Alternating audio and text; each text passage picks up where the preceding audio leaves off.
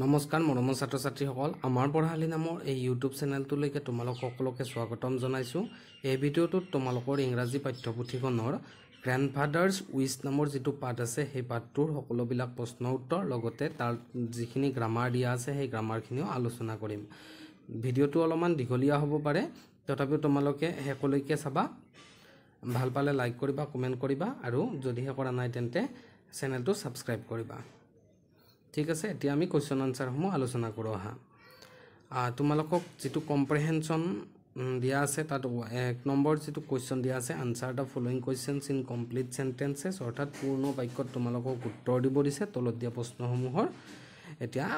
এ number কুৱেশ্যনটো চাবা তোমালোকৰ, সেইটোত কি সোধা হৈছে, what did grandfather do on his retirement, অৰ্থাৎ অৱসৰৰ সময়ত ককা দেউতাকে, ইয়াতে গ্ৰেণ্ডফাদাৰৰ কথা কোৱা হৈছে, লেখকৰ ককা দেউতাকে কি কৰিছিল সেইটো সুধিছে তোমালোকক। আৰু উত্তৰটো চাবা, on his retirement grandfather built a house on the outskirts of Dehradun and planted trees all around it. উত্তৰটোত কি লিখা হৈছে যে অৱসৰৰ সময়ত ককা দেউতাকে দেৰাডুনৰ উপকণ্ঠীয় অঞ্চল এটাত বা উপকণ্ঠত এটা ঘৰ সাজি তাৰ চাৰিওপিনে গছপুলি ৰোপণ কৰিছিল। এইখিনি লিখিলে তোমালোকৰ হ'ব। এতিয়া বি নম্বৰ প্ৰশ্নটো চাবা। বি নম্বৰ প্ৰশ্নটোত কি সোধা হৈছে, when did the garden become a happy place for the author, বাগিচাখন কেতিয়া লেখকৰ বাবে সুখৰ ঠাই হৈ পৰিছিল, এনেকৈ কুৱেশ্যনটো সুধিছে। উত্তৰটো তোমালোকে চাবা, আনচাৰটো আমি কি লিখিছোঁ, the garden became a happy place for the author when his grandfather joined him. উত্তৰটোত লিখিছোঁ যে বাগিচাখন লেখকৰ বাবে সুখৰ ঠাই হৈ পৰিছিল যেতিয়া তেওঁৰ ককাক তেওঁৰ লগত যোগ হৈছিল বা তেওঁক লগ দিছিল। যেতিয়া ককাক লেখকৰ লগত থাকিছিল তেতিয়া গাৰ্ডেনখন কি হৈছিলে, এখন হেপী প্লেচ হৈছিলে, এনেকুৱাকৈ লিখিছোঁ আমি। ঠিক আছে, এতিয়া চি নম্বৰটো চাবা। চি নম্বৰটোত তোমালোকক কি সুধিছে, what were the 2 reasons the author gave for the vine moving towards grandfather. কি কৰা হৈছে ইয়াতে, ভাইন মানে যি লতাজাতীয় বস্তুৰ কথাহে ইয়াতে কোৱা হৈছে। লতাজাতীয় গছ যে আছিলে, ইয়াতে সাধাৰণতে আঙুৰৰ গছ যেনেকুৱা তেনেকুৱা ভাইন, এই লতাজাতীয়ডাল ককাকৰ ফালে আগবাঢ়ি যোৱা বুলি লিখকে কি দুটা কাৰণ তোমালোকক পাঠটোত কৈছে, সেই দুটা কাৰণ সুধিছে। ককাক লেখকে কি দুটা কাৰণ দিছিলে পাঠটোত, সেই দুটা কাৰণ তোমালোকক লিখিব দিছে। উত্তৰটো চাবা, the 2 reasons the author gave for the vine moving towards grandfather were that it wanted to be near him and that were might be and that there might be a scientific explanation related to light and warmth. কি কোৱা হৈছে ইয়াতে যে লেখকে যে লতাডাল যে ককাকৰ পিনে বাঢ়ি গৈ আছিল বা ককাকৰ পিনে গৈ আছিল, তাৰ দুটা কাৰণ দিছিল যে, আৰু সেই দুটা আছিল যে কি, হয়তো লতাডালে কি কৰিব বিচাৰিছিল, ককাকৰ ওচৰত থাকিব বিচাৰিছিল, আৰু দ্বিতীয়টো দিছিল যে পোহৰ আৰু উষ্ণতাৰ সৈতে যি বৈজ্ঞানিক ব্যাখ্যা আছে সেইটোও কাৰণ হ'ব পাৰে বুলি দিছিলে। যে সাধাৰণতে আমাৰ কি হয়, গছ গছনিবিলাক বা উদ্ভিদবিলাক সাধাৰণতে কি হয়, পোহৰ আৰু তাপৰ পিনে কি হয়, সাধাৰণতে উষ্ণতা পিনে ধাৱমান হয়। তোমালোকে চাব পাৰা যে যিটো পিনে সূৰ্যৰ ৰ'দ পাই থাকে গছ এডাল বা উদ্ভিদ এডাল, সূৰ্যৰ পোহৰ পাই থাকে, সেই পিনে সাধাৰণতে হাউলি যায়। হয়তো তেনেকুৱা কাৰণো হ'ব পাৰে। এই দুটা কাৰণে দিছিলে। প্ৰথম কাৰণটো কৈছিল যে হয়তো ককাকক ভাল পায়, সেইকাৰণে ককাকৰ ওচৰত থাকিব বিচাৰে, কাৰণ ককাক এজন কি আছিলে, নেচাৰ লাভাৰ আছিল, প্ৰকৃতিপ্ৰেমী আছিল। তেখেতে ফৰেষ্টত চাকৰি কৰিছিল, ফৰেষ্ট ডিপাৰ্টমেণ্টত, আৰু তেনেকুৱাকৈ হয়তো গছ লতিকাৰ লগত এক বিশেষ সম্পৰ্ক গঢ়ি উঠিছিল। ঠিক আছে, এতিয়া চাবা ডি নম্বৰ প্ৰশ্নটোত। ডি নম্বৰ প্ৰশ্নটোত কি সোধা হৈছে যে হোৱাট ডিড দ্য অথৰ চে এবাউট দ্য পিপল ট্ৰিজ। পিপল মানে হৈছে সাধাৰণতে আহঁত জাতীয় গছ, আহঁত গছ। হোৱাট ডিড দ্য অথৰ চে এবাউট দ্য পিপল ট্ৰি, এই পিপল গছবিলাকৰ বিষয়ে অথৰ অৰ্থাৎ লেখকে কি কৈছিল সেইখিনি সুধিছে। এতিয়া উত্তৰটো চাবা the author described people trees as great show-offs because even when there's no breeze their leaves spin like tops to attract attention কি বুলি কৈছে লেখকে এই পিপল গছবোৰক ডাঙৰ এইবিলাকক কি বুলি কৈছে শো অফস বুলি কৈছে শো অফ মানে হৈছে এইবিলাক যিয়ে নেকি মানুহক আকৰ্ষণৰ কাৰণে বা মানুহৰ চকুত লগা বস্তু তেনেকুৱা শো অফ বুলি কয় সেইবিলাকক সাধাৰণতে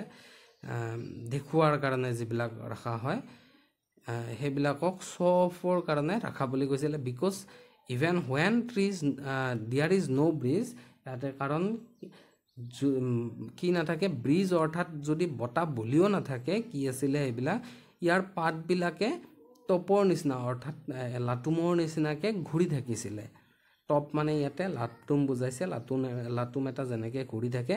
বতাহ নিদিলেও ইয়াৰ পাতবিলাকে কি কৰে তেনেকুৱাকৈ ঘূৰি থাকিছিলে সেইকাৰণে আৰু এনেকুৱা লাগিছিল যেন তেনেকুৱাকৈ ঘূৰি ঘূৰি মানুহৰ যাতে দৃষ্টি আকৰ্ষণ কৰিব পাৰে গছবিলাকে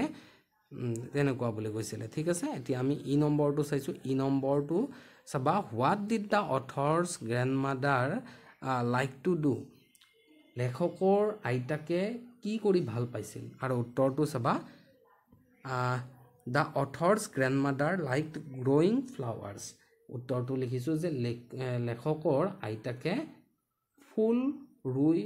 ভাল পাইছিলে ফুল ৰুই ফুলবিলাক যত্ন কৰি তেনেকুৱাকৈ ভাল পাইছিলে অৰ্থাৎ ঠিক আছে এতিয়া আমি এফ নম্বৰটো চাইছোঁ এফ নম্বৰটোত তোমালোকক কি সোধা হৈছে why did the author help his grandfather plant trees কি কাৰণত লেখকে ককাকক গছ ৰোৱাত সহায় কৰিছিল এতিয়া উত্তৰটো চাবা the author helped his grandfather plant trees because he believed in his grandfather's vision of preserving the environment and preventing the world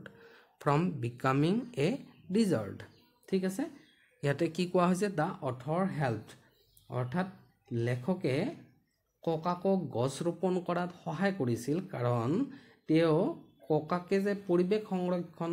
আৰু পৃথিৱীখনক মৰুভূমিৰ পৰিণত হোৱাৰ পৰা বচোৱাৰ যিটো কথা কৈছিল সেই তেখেতৰ দৃষ্টিভংগীত বিশ্বাস কৰিছিল সেই কথাটো বিশ্বাস কৰিছিল আৰু সেয়েহে ককাকক কি কৰিছিল গছ পুলি ৰোপণ কৰাত সহায় কৰিছিল ঠিক আছে এতিয়া জি নম্বৰটো চাবা জি নম্বৰটোত কি সুধিছে what made grandfather plant sapling on the rocky island সেই যে শিলাময় যিটো কি আছিলে দ্বীপ আছিলে সেই শিলৰ দ্বীপটোত ককাকে কিয় গছপুলি ৰোপণ কৰিছিল এতিয়া চাবা উত্তৰটোত কি কোৱা হৈছে যে grandfather planted sapling on the rocky island to encourage the growth of trees in a barren area ইয়াতে কি কোৱা হৈছে যে ককাকে শিলৰ দ্বীপটোত কি কৰিছিল গছপুলি ৰোপণ কৰিছিল যাতে বৰ্ণাঢ্য অঞ্চলতো গছৰ বৃদ্ধিত উৎসাহিত হয় মানুহবিলাক তাৰ পৰা উৎসাহিত হয় যে তেনেকুৱা অঞ্চলতো গছপুলি ৰোপণ কৰিব পাৰি বা গছ গজিব পাৰে ঠিক আছে এতিয়া চাবা বেৰেন এৰিয়া মানে হৈছে কি বৰ্ণাঢ্য মানে কি শূন্য আৰু য'ত একো বস্তু নাথাকে তেনেকুৱা গছ লতিকা মানে নাথাকে একেবাৰে মৰুভূমিৰ নিচিনা ঠাই হেতুক বেৰেন এৰিয়া বুলি কয় ঠিক আছে এতিয়া আমি 8 নম্বৰটো চাবা why did the author leave Dehradun লেখকে কিয় দেহৰাদুন এৰিছিল আনসাৰটো চাবা the author left Dehradun to go a boarding school and later spent holidays with his father in Delhi লেখকে কি কাৰণত দেহৰাদুন এৰিছিল উত্তৰটো চাবা লেখকে দেহৰাদুন এৰি বৰ্ডিং স্কুললৈকে গৈছিল আৰু তাৰ পিছত দেউতাকৰ সৈতে ছুটি কটাইছিলে অৰ্থাৎ সময় মানে বন্ধৰ দিন বা ছুটি অতিবাহিত কৰিছিল দিল্লীত সেই কাৰণে কি কৰিছিলে দেহৰাদুন এৰি গৈছিলে এতিয়া চাবা এতিয়া give brief answers to the following question চমুকৈ উত্তৰ দিব দিছে প্ৰথমটোত তোমালোকক কি দিয়া আছে why do we need trees list 3 reasons that grandfather keeps আমাক কি কাৰণত গছ-গছনিৰ প্ৰয়োজন হয় লেখকে দিয়া তিনিটা পাঠটোত যে লেখকে দিছিলে সৰি লেখকে নহয় গ্ৰেণ্ডফাদাৰ ককাকে যে কৈছিলে যে আমাক কিয় গছ গছনি লাগে সেই তাৰ তিনিটা কাৰণ উল্লেখ কৰিব দিছে ইয়াতে আমি কি লিখিছোঁ 3 reasons grandfather gives for needing trees are to keep the desert away, attract rain and provide food, shelter and resources for animal, birds and humans. এইখিনি হৈছে কাৰণ এইখিনি তোমালোকে চাবা এইখিনি কি ইয়াত কি কোৱা হৈছে যে ককাকে গছ গছনি ৰোপণ কৰিব যে লাগে তাৰ তিনিটা কাৰণ যে দিছিল সেইটো হৈছে প্ৰথমটো মৰুভূমিক আঁতৰাই ৰাখা যাতে মৰুভূমি সদৃশ নহয় গছ গছনি থাকিলেহে আমাৰ ঠাইবিলাক জীপাল হৈ থাকিব বৰষুণৰ আকৰ্ষণ কৰা অৰ্থাৎ গছ গছনি থকা ঠাইত বৰষুণ বেছিকৈ হয় এইটো তোমালোকে জানাই আৰু জীৱ জন্তু চৰাই চিৰিকটি মানুহসকলৰে বাবে যাতে খাদ্য আশ্ৰয় সম্পদৰ যোগান মজুত থাকে সেইবিলাকৰ কাৰণে কি আমাক গছ গছনি লাগে অৰ্থাৎ গছ গছনিত জানা তোমালোকে গছ গছনিৰ পৰাই উদ্ভিদৰ পৰাই আমি বহু খাদ্য আহৰণ কৰোঁ ঠিক তেনেকৈ এনিমেলছবিলাকেও জীৱ জন্তুবিলাকেও খাদ্য আহৰণ কৰে সিহঁতে গছ গছনিতে বসবাস কৰে হয়নে নহয় গতিকে এইবিলাক একেইটাই কাৰণ ককাকে এই পাঠটোত কৈছিল ঠিক আছে এতিয়া আমি চাম বি নম্বৰটো describe what the author so when he went back to the island describe what the author so when he went back to the island ইয়াতে কি কৈছে লেখকে যেতিয়া এই দিল্লীলৈকে গৈছিল তাৰপিছত যেতিয়া উভতিছিল সেই উভতাৰ পিছত উভতাৰ সময়ত সেই দ্বীপটোলৈকে যেতিয়া উভতি আহিছিল কি দেখা পাইছিলে আনসাৰটো চাবা when the author went back to the island he saw that the trees his grandfather had planted had multiplied creating a small green paradise in contrast to the dry riverbed ঠিক আছে কি কোৱা হৈছে ইয়াতে চাবা লেখকে যেতিয়া কি কৰিছিল সেই পুনৰ দ্বীপটোলৈকে উভতি আহিছিল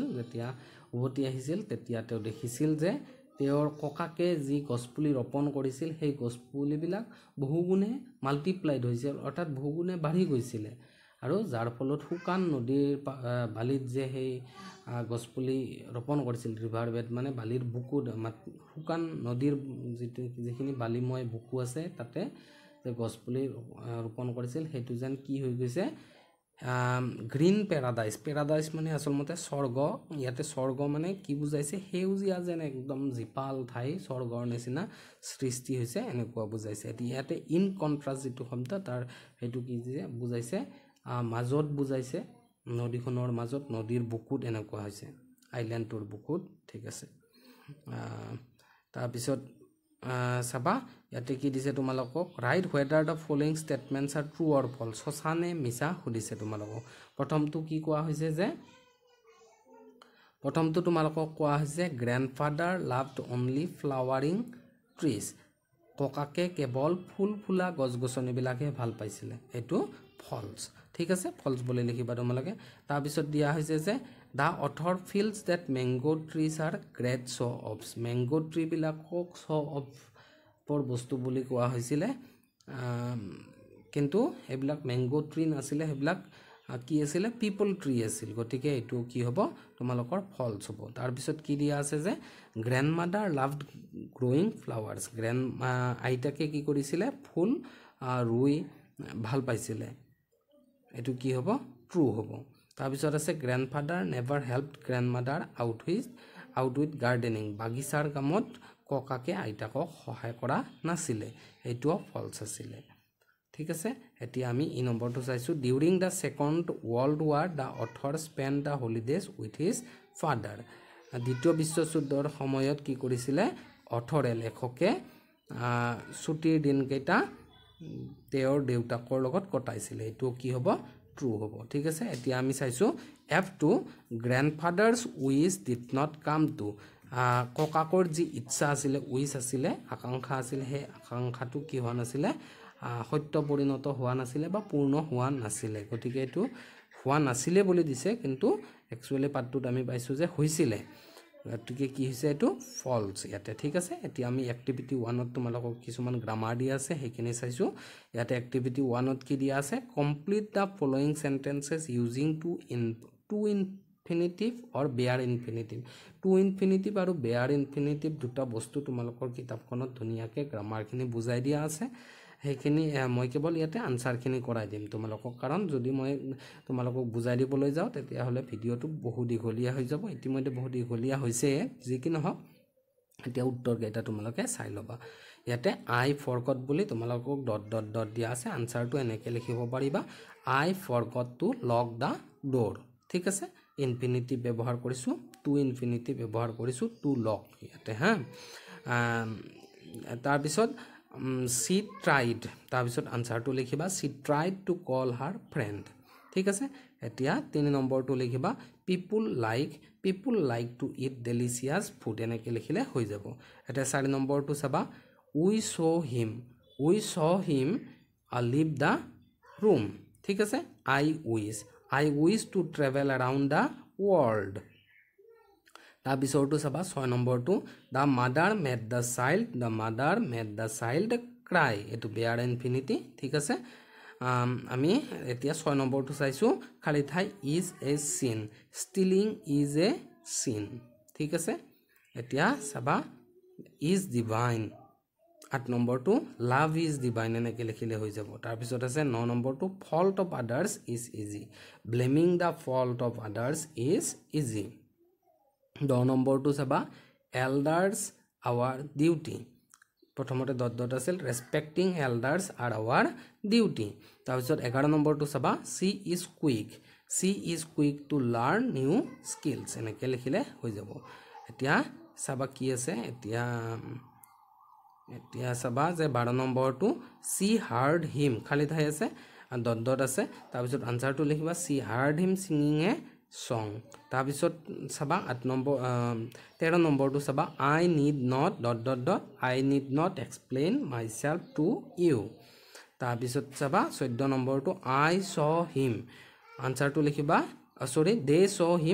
saw him enter the building ইয়াতে ফুল ষ্টপ বহিব দে তোমালোকে এটো ফুল ষ্টপ দি দিবা ঠিক আছে এতিয়া এক্টিভিটি 2 চাইছো ইয়াতে কি হদিছে তোমালোকক fill in the blanks using the non-finite forms of verbs in the brackets তোমালোকক ব্ৰেকেটত যিবিলাক ভাৰ্ব দিয়া আছে যেনেকুৱাকে এটো প্লে এটো এনেকুৱাকে তোমালোকৰ প্ৰতিটো বাক্যতে ব্ৰেকেটত এটা ভাৰ্ব দিয়া আছে তাৰ কি লিখিব লাগে আমি non-finite ভাৰ্বৰ ফৰ্মটো বহুৱাই ইয়াত লিখিব লাগে বাক্যটো ঠিক আছে এতিয়া আনসাৰটো হৈছে প্লেইং মই কেৱল আনসাৰটোৱে কৈ দিছো playing is my favorite hobby এনেকৈ লিখিবা বাক্যটো মই যেনেকৈ লিখি দিছো এক্সাক্ট এনেকৈ লিখিলে তোমালোকৰ আনসাৰটো শুদ্ধ হৈ যাব ঠিক আছে এতিয়া আমি 2 নম্বৰটো চাইছো I saw him reading a novel আনসাৰটো হ'ব 3 নম্বৰটো যেটো আনসাৰটো হেতু চাবা he saw a loaded truck এনেকৈ লিখিবা তাৰপিছত 4 নম্বৰটো a rolled stone gathers no moss এটো লিখিবা a rolling stone gathers no moss ঠিক আছে এতিয়া আমি 5 নম্বৰটো চাইছো a bark